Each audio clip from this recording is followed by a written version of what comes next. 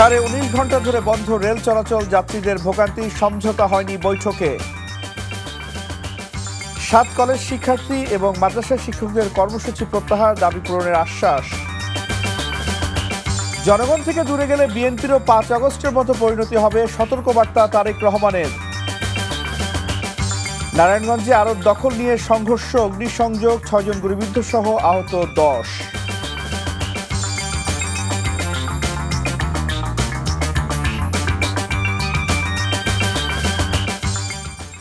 আসসালামু আলাইকুম, রাইসুল হক চৌধুরী স্বাগত জানাচ্ছি এনটিভির সন্ধ্যার খবরে। ক্রাউন সিমেন্ট শিরোনাম দেখছিলেন, এবার পুরো খবর। সমাধান ছাড়াই রেলের কর্মকর্তাদের সঙ্গে বৈঠক থেকে বেরিয়ে গেছেন রানিং স্টাফরা। আসেনি নতুন কোনো সিদ্ধান্ত। কর্মবিরতির ফলে এখনও বন্ধ রয়েছে সারা দেশের ট্রেন চলাচল। এতে চরম ভোগান্তিতে পড়েছেন যাত্রীরা। দাবি আদায় না হওয়া পর্যন্ত কর্মবিরতি অব্যাহত থাকবে বলে জানিয়েছেন আন্দোলনকারীরা। এদিকে রেলপথ উপদেষ্টা বলেছেন, যাত্রীদের জিম্মি করে এ ধরনের কর্মসূচি পালন দুঃখজনক। কায়কোবাদ মাহমুদকে সাথে নিয়ে রিপোর্টে জানাচ্ছেন মুকসিমুল আহসান। কমলাপুর রেলওয়ে স্টেশনে নেই চিরচেনা ব্যস্ততা আর যাত্রী কোলাহল। চারদিকে শুনশান নীরবতা। প্ল্যাটফর্ম জুড়ে অলস দাঁড়িয়ে আছে ট্রেনগুলো। আর এই রেল চলাচল বন্ধের পেছনের কারণ দাবি আদায়ের আন্দোলন। মূল বেতনের সঙ্গে রানিং অ্যালাউন্স যোগ করে পেনশন এবং অবসরের পর এককালীন অর্থ সুবিধা দেওয়ার দাবিতে কর্মবিরতি পালন করছেন বাংলাদেশ রেলওয়ের রানিং স্টাফরা। সোমবার দিবাগত রাত 12টার পর থেকে শিডিউলে থাকা ট্রেনগুলোতে আর ওঠেননি রানিং স্টাফরা। এতে সারা দেশে বন্ধ হয়ে যায় ট্রেন চলাচল। এইবার দিয়ে অন্ততপক্ষে 4 বার আমরা কর্মবিরতি কর্মসূচি দিয়েছি। 3 বারই আমাদেরকে এইরকম আশ্বাসের বিশ্বাসে তারা আমাদেরকে কর্মবিরতি থেকে সরে আসছে, কিন্তু আমাদের আসলে প্রকৃত সমস্যার সমাধান হয়নি। আমাদের এই অধিকারটা তখন পর্যন্ত সুরক্ষা না হবে, যতক্ষণ পর্যন্ত আমরা লিখিতভাবে কোনো পরিবর্তন অর্থ মন্ত্রণালয় থেকে না পাবো, ততক্ষণ পর্যন্ত আমাদের কর্মসূচি চলমান থাকবে। স্টাফদের কর্মবিরতির ফলে ট্রেনের বন্ধ দরজার বাইরে ঘন্টার পর ঘন্টা দাঁড়িয়ে ভোগান্তিতে পড়া অপেক্ষমান যাত্রীরা জানান তাদের ক্ষোভের কথা। ভোর 4:30টার দিকে এখানে পৌঁছাইছি। পৌঁছানোর পরে শুনছি এরা স্ট্রাইক করেছে, ট্রেন চলছে না। রাত্রে যদি আমি খবরটা পাইতাম তাহলে তার আমি এখন আর কমলাপুর আসতাম না। এরা কর্মবিরতি দিছে ঠিক আছে, কিন্তু যেই ট্রেনের যেই ওয়েবসাইটগুলো কেন আমাদের কাছ থেকে টাকা নিল এবং টিকিট কাটলাম। রানিং স্টাফদের কর্মবিরতির কারণে শুধু রাজধানী ঢাকা নয়, সারা দেশে রেল স্টেশনগুলোতে যাত্রীদের ভোগান্তির চিত্র একই। রংপুরে এসে শুনি ট্রেন বন্ধ। স্টেশন মাস্টারকে জিজ্ঞাসা করলাম, উনিও বলতে পারতেছে না যে ট্রেন কখন আসবে। ভোগান্তিতে পড়ছি না, আসছি বাসা থেকে সেজে গুজে আসছি, একটা জায়গায় যাব কাজের জন্য, এটাতে তো অবশ্যই ভোগান্তি আমাদের জন্য। ট্রেন চলাচল বন্ধ হওয়ার পর রেলওয়ে স্টেশন পরিদর্শন করেন রেলপথ উপদেষ্টা ফাউজুল কবির খান।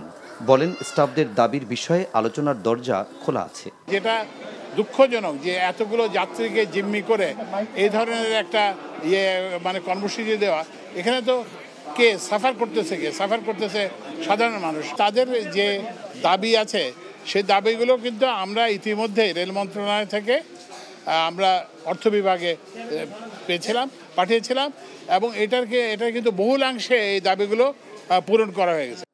এদিকে মঙ্গলবার দুপুরে কমলাপুর রেলওয়ে স্টেশনের ভিআইপি রুমে কর্মবিরতি থেকে সরে আসতে রানিং স্টাফদের নিয়ে বৈঠকে বসেছিলেন রেলপথ মন্ত্রণালয়ের সচিব ফাহিমুল ইসলাম। ওই বৈঠকে উপস্থিত ছিলেন বিএনপি চেয়ারপারসনের বিশেষ সহকারী ও জাতীয়তাবাদী শ্রমিক দলের সমন্বয়ক অ্যাডভোকেট শামসুর রহমান শিমুল বিশ্বাস সহ শ্রমিক নেতারা। কিন্তু বৈঠকে কোনো সিদ্ধান্ত না হয় কোচিং স্টাফরা বেরিয়ে যান বৈঠক থেকে।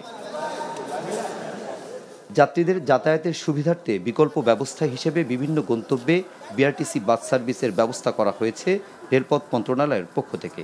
এছাড়া যাত্রা বাতিল হলে যাত্রীরা টিকিটের টাকা ফেরত নিতে পারবেন বলেও জানায় রেলওয়ে কর্তৃপক্ষ। Muksimul Ahsan, NTV news, Dhaka. 7 কলেজের শিক্ষার্থীদের 6 দফা দাবি মেনে নেওয়ার আশ্বাস দেয় সব ধরনের কর্মসূচি প্রত্যাহার করে নিয়েছে 7 কলেজের শিক্ষার্থীরা। আর 7 কলেজের শিক্ষার্থীদের দাবি নিয়ে আলোচনা হয়েছে, পর্যায়ক্রমে মেনে নেওয়া হবে বলে জানিয়েছেন স্বরাষ্ট্র উপদেষ্টা অবসরপ্রাপ্ত লেফটেন্যান্ট জেনারেল জাহাঙ্গীর আলম চৌধুরী। এদিকে 7 কলেজকে নিয়ে বিশ্ববিদ্যালয়ের মতো একটা কর্তৃপক্ষ গঠনের প্রক্রিয়া চলছে জানিয়ে শিক্ষা উপদেষ্টা ওয়াহিদুদ্দিন মাহমুদ বলেছেন, নতুন একটি মডেল দাঁড় করানো হতে পারে। আবির আহমেদের রিপোর্ট। শিক্ষার্থীদের আন্দোলনের মুখে 7 কলেজের অধিভুক্তি বাতিলের সিদ্ধান্ত নেয় ঢাকা বিশ্ববিদ্যালয় কর্তৃপক্ষ। তবে ঢাকা বিশ্ববিদ্যালয়ের উপাচার্য ডক্টর মামুন আহমেদের পদত্যাগ এবং নিউমার্কেট থানার ভারপ্রাপ্ত কর্মকর্তাকে বদলি সহ 6 দফা দাবি জানায় শিক্ষার্থীরা। এ নিয়ে সচিবালয়ে স্বরাষ্ট্র উপদেষ্টার সঙ্গে বৈঠক করেন 7 কলেজের প্রতিনিধিরা। ঘোষণা দেয়া হয় কর্মসূচি প্রত্যাহারের। এখান থেকে আমাদের দাবিগুলোর ব্যাপারে অত্যন্ত পজিটিভভাবেই নেওয়া হয়েছে এবং এই বিষয়গুলো বিভিন্ন প্রক্রিয়া অনুসরণ করে মেনে নেওয়া হবে, সেটা আমাদেরকে আশ্বাস দেওয়া হয়েছে যে 24 ঘন্টা পরে আমরা 7 কলেজের সামনে থেকে ঢাকা বিশ্ববিদ্যালয়ের বাস সহ অন্যান্য বাস যে চলতে দিব না সহ যে কর্মসূচি এবং নিউমার্কেট থানা ঘেরাও যে কর্মসূচি দিয়েছিলাম সেই কর্মসূচি আমরা প্রত্যাহার করে নিলাম। পর্যায়ক্রমে শিক্ষার্থীদের দাবি মেনে নেওয়া হবে বলে জানান স্বরাষ্ট্র উপদেষ্টা। তাদের যে কতগুলি দাবি ছিল এবং সমস্যা ছিল এগুলি নিয়ে আমাদের পুঙ্খানুপুঙ্খানু আলাপ হয়েছে এবং আমার ছোট ভাই যেটা বললেন এইগুলি উনি যেটা বলছে এটা সবই ঠিক এবং এইভাবে আমরা এইগুলির ব্যবস্থা নেব। এদিকে নর্থ সাউথ ইউনিভার্সিটিতে এক অনুষ্ঠানে শিক্ষা উপদেষ্টা 7 কলেজ নিয়ে চলমান সংকট প্রসঙ্গে বলেন, সব মিলিয়ে জটিল পরিস্থিতি তৈরি হয়েছে। প্রথমত এই কলেজগুলোকে সমন্বিত করে একটা কাঠামোয় এনে একটা নতুন বিশ্ববিদ্যালয় করতে গেলে এটা তো অন্যান্য বিশ্ববিদ্যালয়কে নকল করে হবে না, এটার একটা নতুন মডেল তৈরি করতে হবে, সেটার জন্যই তো কাজ করা হচ্ছে, তার চলছে। কিন্তু এইরকম বিশ্ববিদ্যালয় করতে যে কোনো বিশ্ববিদ্যালয় করতে গেলে তার একটা বিধান লাগে। ঢাকার 7 কলেজকে ঢাকা বিশ্ববিদ্যালয়ের অধীনে আনাটাই একটা ভুল সিদ্ধান্ত ছিল বলেও মন্তব্য করেন তিনি। তবে দাবি পূরণ না হওয়ায় দাবি আদায়ের লক্ষ্যে 24 ঘন্টার আলটিমেটাম দেন আন্দোলনরত 7 কলেজের শিক্ষার্থীরা। কি হচ্ছে প্রভিসি মামুন স্যারের এবং কি হচ্ছে অন্যান্য দোষীদের, কাজেই এটি চূড়ান্ত হওয়ার আগ পর্যন্ত আমরা 24 ঘন্টা আলটিমেটাম দিলাম। এরপরে রাকিব সহ সবাই যারা আহত হয়েছে আমরা সামষ্টিকভাবে বসে পরবর্তী কার্যক্রম সিদ্ধান্ত আমরা জানাবো। আবির আহমেদ, এনটিভি নিউজ, ঢাকা। ইবতেদায়ী মাদ্রাসাগুলোকে পর্যায়ক্রমে জাতীয়করণ করার আশ্বাস দেয় শাহবাগের অবস্থান কর্মসূচি প্রত্যাহার করেছে স্বতন্ত্র ইবতেদায়ী মাদ্রাসা শিক্ষক কল্যাণ পরিষদ। দুপুরে সচিবালয়ে শিক্ষা মন্ত্রণালয়ের কর্মকর্তাদের সঙ্গে বৈঠক শেষে বিকেলে শাহবাগে এসে কর্মসূচি প্রত্যাহারের ঘোষণা দেন শিক্ষক নেতারা। নূর হোসেনের রিপোর্ট। টানা 3 দিন ধরে জাতীয়করণের দাবিতে শাহবাগের জাতীয় জাদুঘরের সামনে অবস্থান কর্মসূচি পালন করছে দেশের বিভিন্ন জেলা থেকে আসা ইবতেদায়ী মাদ্রাসার কয়েকশো শিক্ষক। শিক্ষকদের দাবি, দীর্ঘদিন ধরে বৈষম্যের শিকার হচ্ছেন তারা। সরকারি প্রাথমিক বিদ্যালয়ে শিক্ষকদের মতো পরিশ্রম করেও কোনো ধরনের সরকারি সুযোগ সুবিধা না পাওয়ার অভিযোগ তাদের। আমরা বিগত দিনেও আমরা বারবার আন্দোলন করেছি, আমাদেরকে আশ্বস্ত করা হয়েছে, কিন্তু এখন পর্যন্ত কোনো কিছু আমরা পাইনি। 40টা বছর যাবৎ শিক্ষকরা অক্লান্ত পরিশ্রম করে তারা শিক্ষাদান কার্যক্রম দিয়ে যাচ্ছে, বাট তাদের কোনো বেতন নাই। তারা চরমভাবে ব্যথিত হয়েছে এবং মূল্যহীন অবস্থায় এই বাংলাদেশে আমরা বসবাস করছি। প্রাইমারি স্কুল তারা এখন হাজার হাজার টাকা পায়, তারা সুখের স্বাচ্ছন্দ্য জীবনযাপন করছে। আর সেই ক্ষেত্রে ইবতেদায়ী মাদ্রাসা সেখানে জেনারেল পাঠ্যপুস্তকের পাশাপাশি ইসলামী শিক্ষাও দিয়ে যাচ্ছে, আর আমরা সেখানে কোনো টাকাই পাই না। পরে সচিবালয়ে শিক্ষা মন্ত্রণালয়ের কর্মকর্তাদের সঙ্গে আলোচনায় যান শিক্ষকদের 15 সদস্যের প্রতিনিধি দল। কয়েক ঘন্টার আলোচনা শেষে শাহবাগে এসে শিক্ষা মন্ত্রণালয়ের কর্মকর্তা জানান, ইবতেদায়ী মাদ্রাসাগুলোকেও পর্যায়ক্রমে জাতীয়করণ করা হবে। প্রথম দফাতে সকল প্রতিষ্ঠান জাতীয়করণের যে দাবি ছিল, আমরা সকলের সাথে, আপনাদের সাথে আপনারা যে বৈষম্যের কথা তুলে ধরেছেন, আমরা সকলে ঐক্যমত পোষণ করে আমরা নীতিগতভাবে একমত যে আসলে বাংলাদেশের সকল স্বতন্ত্র ইবতেদায়ী মাদ্রাসা পর্যায়ক্রমে জাতীয়করণ করা হবে। শিক্ষা মন্ত্রণালয়ের আশ্বাসে সন্তোষ প্রকাশ করে অবস্থান কর্মসূচি প্রত্যাহার করেন শিক্ষক নেতারা। নূর হোসেন, এনটিভি নিউজ, ঢাকা। জনগণ থেকে দূরে চলে গেলে বিএনপিরও 5ই আগস্টের মতো পরিণতি হবে বলে মন্তব্য করেছেন দলের ভারপ্রাপ্ত চেয়ারম্যান তারেক রহমান। নেতাকর্মীদের সতর্ক করে তিনি বলেন, কোনো নেতাকর্মীর কারণে দলের প্রতি মানুষের আস্থা নষ্ট হলে তাকে ছাড় দেওয়া হবে না। দিন শেষে বিএনপির জনপ্রিয় কিনা তা জনগণই বিচার করবে। খুলনা, সাতক্ষীরা ও বাগেরহাটের নেতাকর্মীদের কর্মশালায় তিনি এসব বলেন। হাসান মাহমুদের রিপোর্ট। রাষ্ট্র কাঠামো মেরামতে ৩১ দফা ও জনসম্পৃক্তি শীর্ষক প্রশিক্ষণ কর্মশালায় অংশ নেয় খুলনা, সাতক্ষীরা ও বাগেরহাট জেলা বিএনপি এবং খুলনা মহানগর বিএনপির নেতারা। কর্মশালায় লন্ডন থেকে অনলাইনে যুক্ত হয়ে স্থানীয় নেতাদের বিভিন্ন প্রশ্নের জবাব দেন দলের ভারপ্রাপ্ত চেয়ারম্যান তারেক রহমান। বলেন, নেতাকর্মীরা দলের আস্থা নষ্টের কাজ করলে কোনো ছাড় নয়। কোনো ব্যক্তির কারণে, কোনো নেতার কারণে, কোনো কর্মীর কারণে যদি মানুষের আস্থা নষ্ট হয়, তাকে আমরা ওন করতে পারবো না। তাহলে ভাই তাকে তো আমার পক্ষে টানা সম্ভব না, টানবো না আমি তাকে শেল্টার আমি দেব না। এখানে দলকে স্বার্থপর হতেই হবে। কোনো ব্যক্তির কারণে, কোনো নেতার কারণে, কোনো কর্মীর কারণে যদি মানুষের আস্থা নষ্ট হয়, তাকে আমরা ওন করতে পারবো না। বিকজ আমরা বহু ঝড় ঝঞ্ঝার ভিতর দিয়ে আজ এখানে এসে দাঁড়িয়েছি। ৫ই আগস্ট থেকে অনেক কিছু আমাদের শেখার আছে। কাজেই জনগণ থেকে যদি দূরে চলে যাই আমরা, ওই ৫ই আগস্টে পরিণতি হবে। কাজেই ৫ই আগস্টের পরিণতি থেকে যদি বাইরে থাকতে হয়, জনগণের সাথে থাকতে হবে, জনগণকে সঙ্গে রাখতে হবে। তারেক রহমান বলেন, ক্ষমতায় গেলে বিএনপি জনগণের জন্য কি করবে মানুষ তা জানতে চায়। আমরা রাজনৈতিকভাবে কার সাথে যাব, কাকে গ্রহণ করব, কাকে গ্রহণ করব না, কার সাথে সম্পর্ক করব, কার সাথে সম্পর্ক করব না, এগুলো আমাদের ব্যাপার। কি কি চেষ্টা করবেন, কি কি পদক্ষেপ নেবেন, জিনিসপত্রের দাম যাতে সহনশীল পর্যায়ে থাকে, মানুষ এইগুলো জানতে চায়। আপনাদেরকে ছোট ছোট কর্মসূচি গ্রহণ করতে হবে। সামনে জাতীয় নির্বাচনের বৈতরণী পার হতে হবে উল্লেখ করে তারেক রহমান বলেন, ৩১ দফাকে ঘরে ঘরে পৌঁছে দিতে হবে। সামনে একটি নির্বাচন আমাদেরকে পার হতে হবে। এই নির্বাচন পর্যন্ত আপনাদেরকে ৩১ দফা কর্মসূচির মানুষের কানে কানে নিয়ে যেতে হবে, ঘরে ঘরে নিয়ে যেতে হবে। বিএনপি কথা ও কাজে মিল রাখতে চায় বলেও জানান তারেক রহমান। Hasan Mahmud, NTV news, Dhaka. মহার্ঘ ভাতার বিষয়ে কে বলেছে জানেন না উল্লেখ করে অর্থ মন্ত্রণালয় এখনও কোনো সিদ্ধান্ত নেয়নি বলে জানিয়েছেন অর্থ উপদেষ্টা ডক্টর সালেউদ্দিন আহমেদ। তবে বাড়ছে বিদেশি মিশনে কর্মরতদের ভাতা। দুপুরে সচিবালয়ে সরকারি ক্রয় সংক্রান্ত উপদেষ্টা কমিটির বৈঠক শেষে এসব বলেন তিনি। কর্মবিরতি পালন করা রেলওয়ের রানিং স্টাফদের জন্য নতুন করে অর্থের সংকলন করা সম্ভব নয় বলেও জানান তিনি। রিপোর্ট করছেন রকুনউদ্দিন। মূল বেতনের সাথে রানিং অ্যালাউন্স যোগ করে পেনশন প্রদান ও আনুতোষিক সুবিধার দাবিতে সোমবার রাত থেকে কর্মবিরতি পালন করেছে রেলের চালক, সহকারী চালক, গার্ড ও টিটিই। সচিবালয়ে সরকারি ক্রয় সংক্রান্ত উপদেষ্টা কমিটির বৈঠক শেষে অর্থ উপদেষ্টার কাছে প্রশ্ন ছিল তাদের দাবি পূরণে প্রয়োজনীয় অর্থের সংস্থান আছে কিনা। বেশ কয়েকদিন আগেই আমাদের তাদের যৌক্তিক যে সেগুলো আমরা দিয়েছি, তারপরে তারা কেন করেছে এটা তাদের ব্যাপার। কারণ হয় কি, প্রত্যেকেরই দাবি দেওয়া, একাধিক দাবি দেওয়া থাকে, তাই না? তারা বলেছে এই দিতে হবে, ওভারটাইম অ্যালাউন্স দিতে হবে, পেনশন। আমরা যতটুকু আমাদের সম্পদের সেটা আমরা বলেছি, অন্যরা সংস্থা আমরা যেভাবে দিয়েছি আমরা দিয়েছি। এতে তো মোটামুটি আমার মনে হয় একটা যুক্তি ছিল এবং আমরা দিয়েছি সুবিধা। এখন যদি তারা বলে আরও সবগুলো একসাথে দিতে হবে, তা আপনারা বুঝতে পারেন অর্থের সংকুলন তো আমার করতে হবে।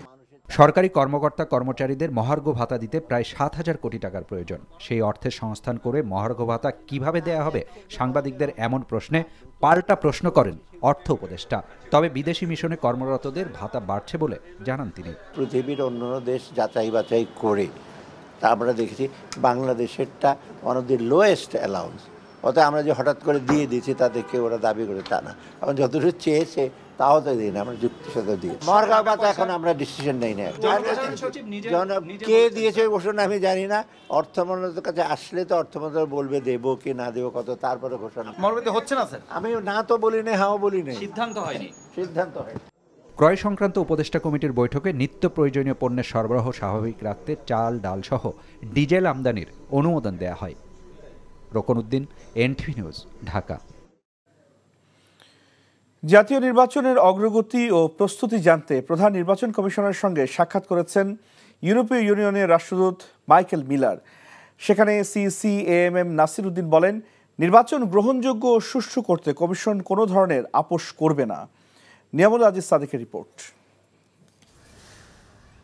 বাড়ি বাড়ি গিয়ে ভোটার তালিকা হালনাগাদের মাধ্যমে নির্বাচনের রোডম্যাপের পথে হাঁটতে শুরু করেছে কমিশন।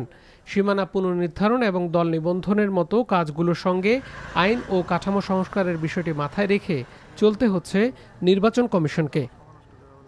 এমন বাস্তবতায় ইউরোপীয় ইউনিয়নের রাষ্ট্রদূত প্রধান নির্বাচন কমিশনারের সঙ্গে সাক্ষাৎ করে প্রস্তুতির খোঁজ খবর নেন। জানান ইইউ চায় ত্রয়োদশ সংসদ আন্তর্জাতিকভাবে গ্রহণযোগ্য হবে। ইউরোপীয় ইউনিয়ন চায় বাংলাদেশে সুষ্ঠু ও গ্রহণযোগ্য নির্বাচন হবে, যা হবে আন্তর্জাতিক মানদণ্ড অনুযায়ী। এজন্য যত ধরনের সহযোগিতা দরকার ইউরোপীয় ইউনিয়ন সেটির আশ্বাস নির্বাচন কমিশনকে দিয়েছে। কমিশন এর ক্ষেত্রে সার্বিক সহযোগিতা নেওয়ার বিষয়ে আমাদের অনুরোধ করেছে।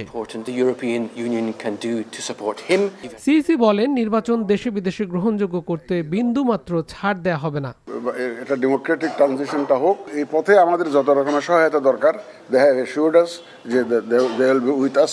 আমরা বলেছি যে আমাদের যে commitment for a free fair credible election সেটা অ্যাচিভ করার জন্য, ডেলিভার করার জন্য আমরা সার্বিক প্রস্তুতি নিয়ে আগাচ্ছি, এই কথাটা ওনাদেরকে জানিয়েছি। তিনি আরও বলেন কমিশনের স্বাধীনতা খর্ব হবে এমন কোনো প্রস্তাব মানবেন না তারা।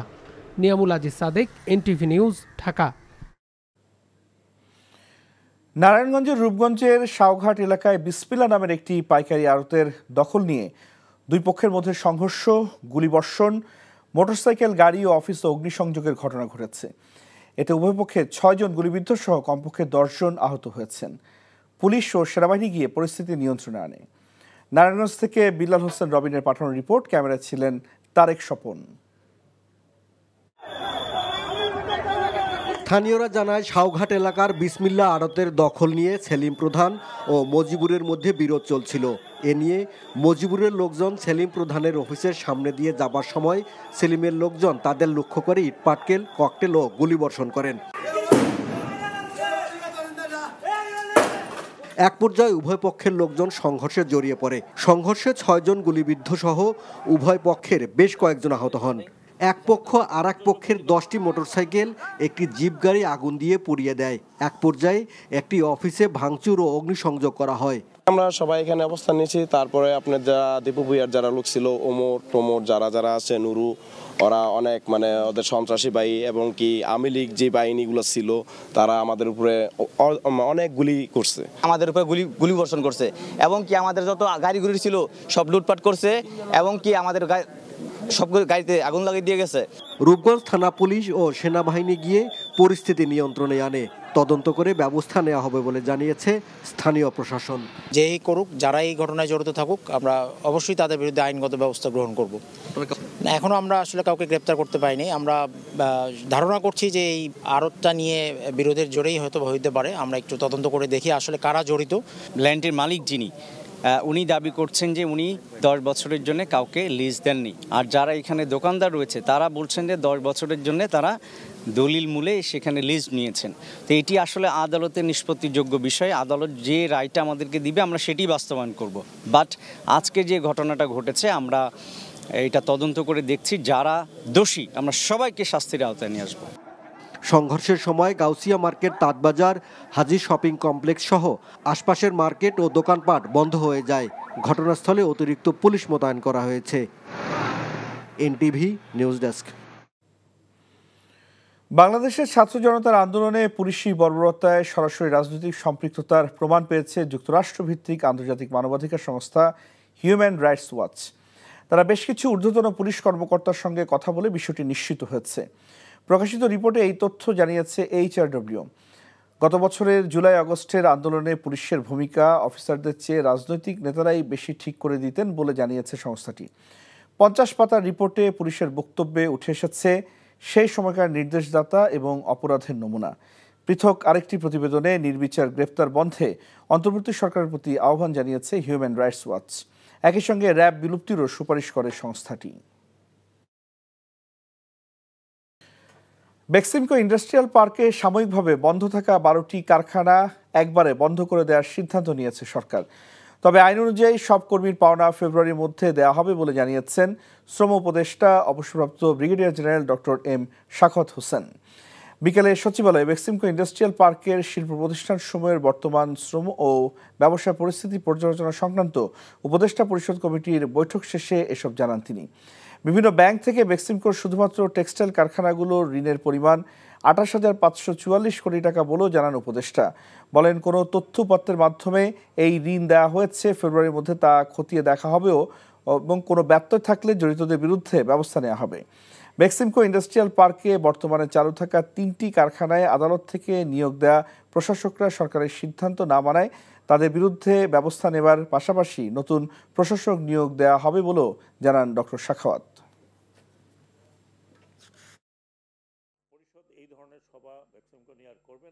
বেক্সিমকোর লে অফকৃত কোম্পানিগুলো বন্ধ করা হবে। শ্রম আইন অনুগ এবং অন্যান্য আইন অনুগ সবাই পাওনাদি ফেব্রুয়ারির মধ্যে দেওয়া হবে বলে সিদ্ধান্ত নেওয়া হয়েছে। Security and exchange commission, FID এবং সংশ্লিষ্ট ব্যাংক সহ সভা করে বেক্সিমকো ফার্মা ও শাইনপুকুরের বন্ধকৃত শেয়ার বিক্রির বিষয়ে প্রয়োজনীয় ব্যবস্থা গ্রহণ করবে। এটা পাওনা হবে সব শ্রমিকদের। সমস্ত ব্যাংকের একটা খতিয়ান বা একটা ইনকোয়ারি করবে। আমরা যে ডিটেল পাচ্ছি সেই ডিটেলে চর্মচক্ষে মনে হয় যে রিজার্ভ ছিল তার থেকে বড় কেলেঙ্কারি।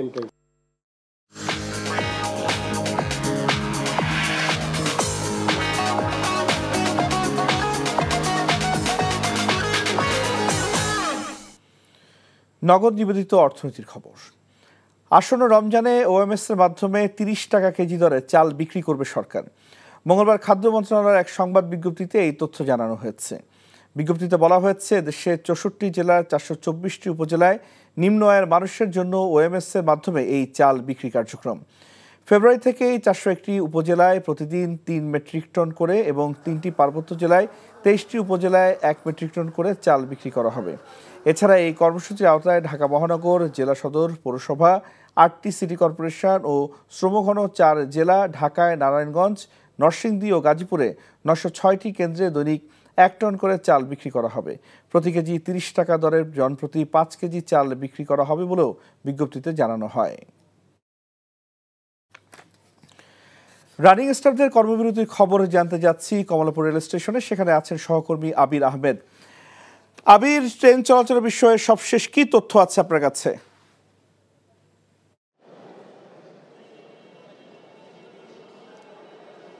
রাইসুল, আপনি জানেন যে গত 19 ঘন্টা ধরে এই ট্রেনের যে ধর্মঘট করেছে তার সেই জন্য কিন্তু ট্রেন বন্ধ ছিল।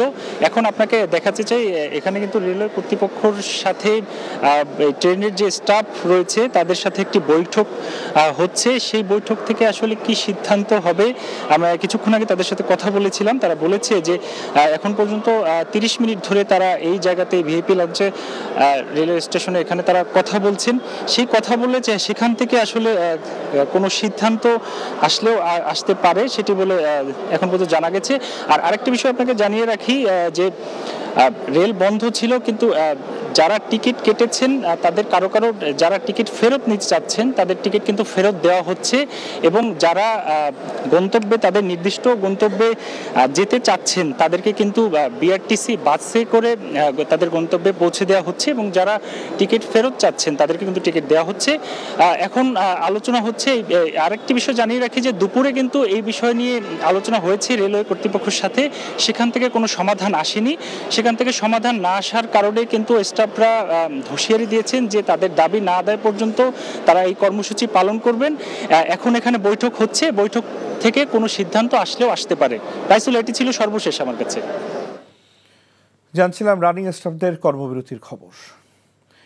বাংলাদেশ ব্যাংকের গভর্নর আহসান এইচ মনসুর বলেছেন, দুর্বল ব্যাংকগুলোর গ্রাহকদের টাকা ফেরত দেওয়া হবে ধাপে ধাপে। তবে এর আগে ব্যাংক রেজুলেশন, ব্যাংকগুলোকে একত্রীকরণ সহ প্রয়োজনীয় কাজ শেষ হবে। রাজধানীর সিডাপ মিলনায়তনে সকালে মাইক্রোফাইন্যান্স রেগুলেটরি অথরিটি গবেষণা প্রকাশনা অনুষ্ঠানে গভর্নর এসব কথা বলেন। আহসান এইচ মনসুর বলেন, ক্ষুদ্র ঋণ দরিদ্র কতটুকু কমাচ্ছে, বেশি হারে সুদ নেওয়া হচ্ছে কিনা এবং প্রাপ্য ব্যক্তি পাচ্ছে কিনা সেদিকে নজর দেওয়া দরকার। ক্ষুদ্র ঋণ সংস্থাগুলো হাসপাতাল, জমিতে বিনিয়োগ করছে, যা বন্ধ হওয়া দরকার। প্রান্তিক মানুষকে সুবিধা এই ঋণ কার্যক্রমটি পরিচালনা হওয়া উচিত বলে মনে করেন তিনি। ক্ষুদ্র ঋণ দিতে বন্ধকি ব্যবস্থা রাখা উচিত নয় বলেও মন্তব্য করেন তিনি। 22টি মন্ত্রণালয় থেকে ক্ষুদ্র ঋণ কার্যক্রম এক মন্ত্রণালয়ে চলে আসা উচিত বলে মত দেন তিনি। দুর্যোগের সময় ক্ষুদ্র ঋণ সংস্থাগুলোকে কিস্তি পরিশোধের বিষয়ে একটি ইতিবাচক পদক্ষেপ নেওয়া হবে বলে জানান তিনি।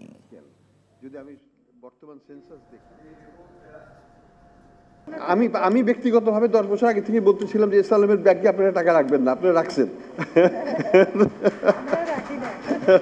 এখন রাখার পর এখন ধরা খেয়েছেন, 2% ইন্টারেস্ট বেশি দিচ্ছে, এখন ধরা খেয়ে গেছে। এখন আপনাদেরকে উদ্ধার আমরা করব, কিন্তু একটু সময় দিতে হবে। আমরা ব্যাংক কনসলিডেশন কিছু করতে হবে, ইত্যাদি অনেক কিছু করা যাবে, করা হবে ইন দ্য নেক্সট, এই বছরই হয়তো ইনশাল্লাহ অনেক কিছু করা যাবে। কূটনীতিতে অসামান্য অবদান রাখায় Bangladesh medal for diplomatic excellence পেয়েছেন ঢাকায় সৌদি আরবের রাষ্ট্রদূত ইসা বিন ইউসুফ আল দুহাইলান। সকালে ফরেন সার্ভিস একাডেমিতে এই পদক তুলে দেন পররাষ্ট্র উপদেষ্টা তৌহিদ হোসেন। এ সময় সৌদি রাষ্ট্রদূত জানান, তার সময় শুধু গেল 5 বছরে 22 লাখেরও বেশি বাংলাদেশি কর্মীর দেশটিতে কর্মসংস্থান হয়েছে। বিগত কয়েক বছরের মতো এবারও বাংলাদেশি হজ যাত্রীদের সৌদি অংশের ইমিগ্রেশন ঢাকায় হবে। দুই দেশের মধ্যে বিনিয়োগ ও বাণিজ্য সামনে আরও বাড়বে উল্লেখ করে সৌদি রাষ্ট্রদূত বলেন, দুদেশের মাঝে জ্বালানি সহ বিভিন্ন খাতে বিনিয়োগ আলোচনা চলছে। পররাষ্ট্র উপদেষ্টা জানান, কূটনীতিতে ভালো কাজকে স্বীকৃতি জানাতে এই পুরস্কার দিচ্ছে সরকার। I have already mentioned that over 3 million Bangladeshi expatriates are now working in Saudi Arabia, playing a vital role in the kingdom's economy while contributing to Bangladesh's development through remittances. This interdependence reflects the strong and growing connection between our two nations. Saudi Arabia's forward-looking investment in Bangladesh. ক্ষমতাচ্যুত আওয়ামী লীগ সরকারের সময় সুবিধা পাওয়া শিল্পগোষ্ঠী S Alam গ্রুপের কর্ণধার সাইফুল আলমের ছেলে আহসানুল আলমের বিরুদ্ধে আরেকটি মামলার অনুমোদন দিয়েছে দুর্নীতি দমন কমিশন দুদক। ইসলামী ব্যাংকের 918 কোটি টাকা আত্মসাতের অভিযোগে এই মামলায় আসামি করা হয়েছে 51 জনকে। এদের মধ্যে আহসানুল আলম ব্যাংকটির চেয়ারম্যান পদেও বসেছিলেন। একই ব্যাংকের অর্থ আত্মসাতের অভিযোগে এর আগে তার বিরুদ্ধে 2টি মামলা করেছিল দুদক। মঙ্গলবার মামলা অনুমোদন দেওয়ার কথা জানান কমিশনের মহাপরিচালক আক্তার হোসেন।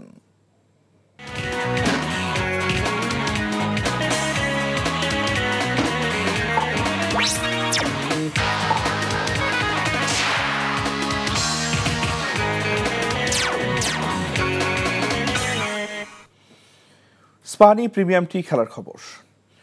উন্মোচিত হয়েছে প্রথম বিভাগ ক্রিকেট লিগের ট্রফি। বৃহস্পতিবার থেকে মাঠে গড়াবে খেলা। মঙ্গলবার একাডেমি ভবনের সামনে এই আয়োজন করে সিসিডিএম। এই টুর্নামেন্টে অংশগ্রহণ করবে 20টি দল। উদ্বোধনী দিনে খেলতে নামবে 10টি দল। এর আগে লিগ শুরু হওয়ার কথা ছিল 20 জানুয়ারি। বিসিবি গঠনতন্ত্রের সংশোধনীর প্রস্তাবনায় ক্লাবের পরিচালক কমানোয় লিগ বর্জন করে ক্লাব প্রতিনিধিরা। পরবর্তীতে স্থগিত করা হয় গঠনতন্ত্র সংশোধন কমিটির কার্যক্রম।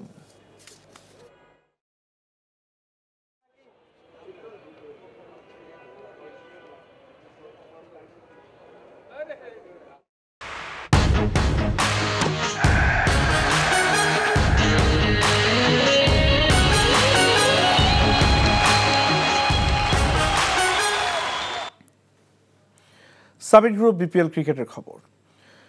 কুল কিনারা না পেয়ে আগামীতে ফ্র্যাঞ্চাইজি নির্বাচনে আরও কঠোর হওয়ার কথা বলেছে বিপিএল গভর্নিং কাউন্সিল।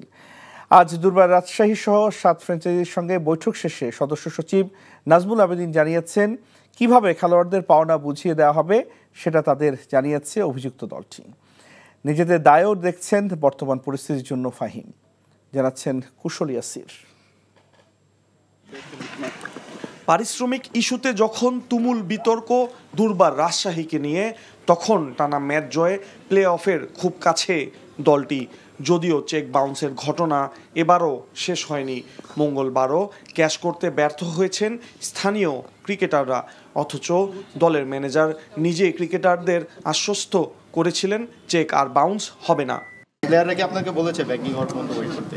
না, আমাকে কিন্তু এখন পর্যন্ত কোনো ইনফরমেশন আমি এখন পর্যন্ত পাইনি। কোনো প্লেয়ার আমাকে অফিসিয়ালি কোনো কিছুভাবে জানায়নি, কিন্তু চেক দেওয়া হয়েছে, হস্তান্তর করা হয়েছে, সেই নিউজ আমার কাছে আছে। এদিন বিপিএল গভর্নিং কাউন্সিলের সঙ্গে বসেছিল 7 ফ্র্যাঞ্চাইজি। সেখানে বিশেষ বার্তা দেয়া হয়েছে রাজশাহীর ভ্যালেন্টাইন গ্রুপকে।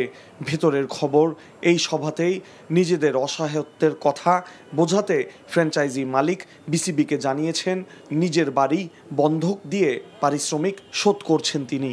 তারা কিছু কমিটমেন্ট অবশ্যই করেছে। আমরা যথেষ্ট ভালোভাবে তাদেরকে মেসেজ দিতে পেরেছি। আমি আশা করি যে পেমেন্টের প্রসেসগুলি কেমন হবে, প্রসিডিউরগুলি কেমন হবে এবং আমাদের এক্সপেকটেশনসগুলো কী, কতদিনের মধ্যে আমরা কী চাই সে সম্পর্কে একটা পরিষ্কার ধারণা আমরা তারা দিয়েছি।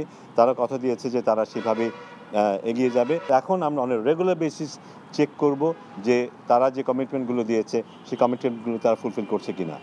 চিটাগং কিংস ও দলটির ওপেনার পারভেজ ইমন ইস্যুতে সব পক্ষকে পেশাদার আচরণ করার আহ্বান নাজমুল আবিদিনের।